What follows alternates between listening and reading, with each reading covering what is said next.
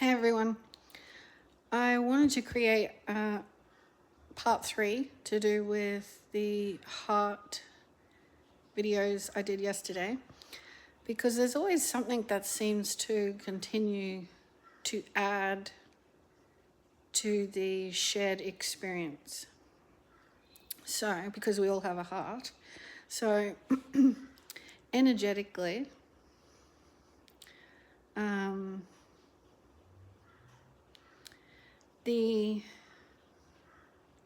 when you practice listening to your heart, right, which is not it's not the same sort of,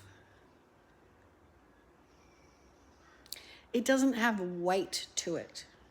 So when you get a spontaneous idea, or if you enjoy the feeling of something, like when I'm doing a painting, you go to a different place in your body. You go to this sort of lighter area space, area space, and it's the heart space, and you're in like this field of light, right? So this is esoteric, and it's a felt experience of the energy field. And so I'm just putting words to it so we notice that it's an actual experience. It's actually what takes place. So when you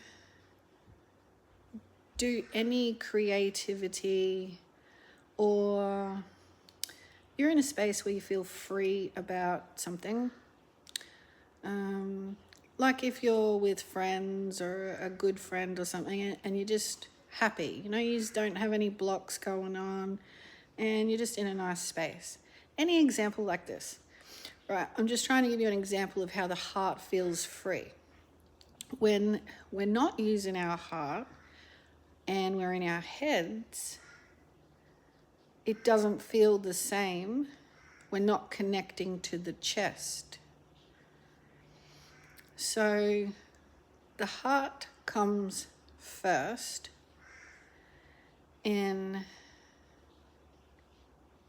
it's the center of us, it's the pulse, it's the emanation of our unique frequencies that expand as we grow and various experience in the world. So we can learn to trust that. So when we get ideas that are of the nature that is of a softer, not heavy, it's then that we normally either put the head on it with a shot of doubt, an idea that's heavy on the outside of like what others will think of it if you were to follow through on your heart. So we have all these blocks that come in and say no to this part of us, and we forget about it. And humans have made a habit of that. It's as though that soft part of us isn't worthy of expression. So what I want to say to this is, when I wasn't happy and it was like the same activities were producing the same feelings, and then you take time out to expand your energy and like meditation and self-practice and reading various texts so that you can get this openness, understanding of like the spirit and its energy and how it functions. Well, your heart is like the spiritual center to the higher frequencies of our design, our chakras. So when you start to listen and respect the heart and the higher frequencies, and you get an idea, you learn how to trust it by acting on it. And let me tell you, because you always have a guidance support team, spiritual support team, the way you learn to trust your heart is you act on it, right? So you bring yourself out, which you might have to be brave for some reason. You might have to take steps out of your usual norm feelings. But you got that idea softly. You need to bring it out so you can expand on it.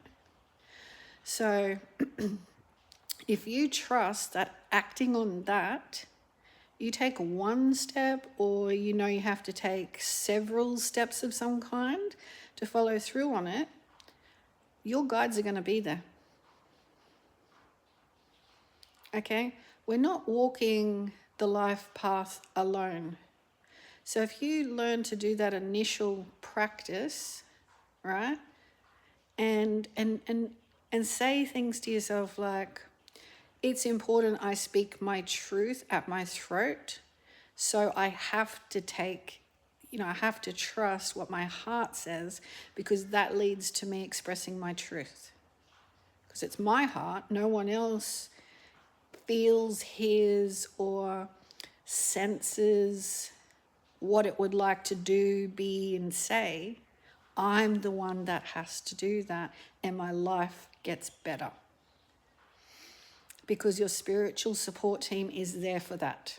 They are soul guides, they are spirit guides, so like they want to look after helping to guide you and inspire you to move in directions they know you love as a spirit and your soul wants to experience more of. So don't fear as time goes on. Like that's what will naturally happen. You're like,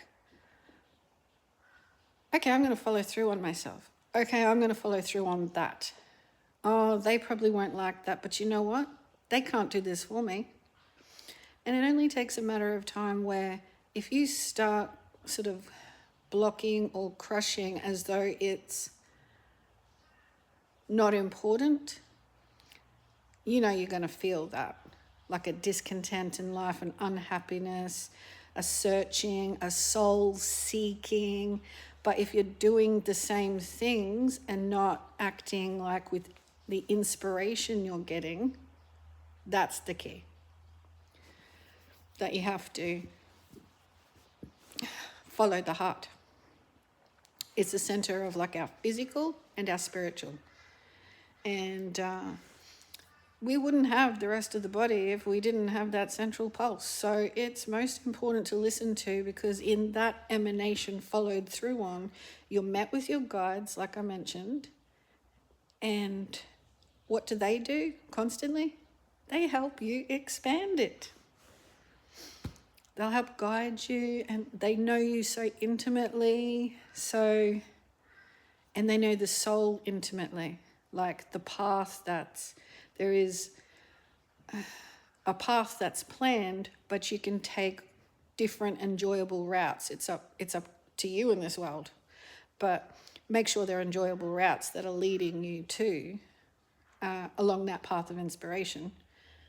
That's the main point. Like many paths lead to Rome, but just make sure that it's Rome that's in your heart and you're following your way there. Not, I've got an idea, but I'm just going to avoid Rome and I'll just go off there, you know? So much love.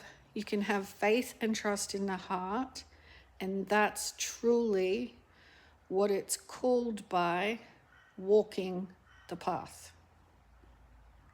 Because when we ignore it, we're not happy beings, and we end up doing kind of lesser behaviors than our true worthiness of our field, ourselves. Like really using the emanation of our energy field for what it's really worth. Like one with everything. Much love, and bye for now.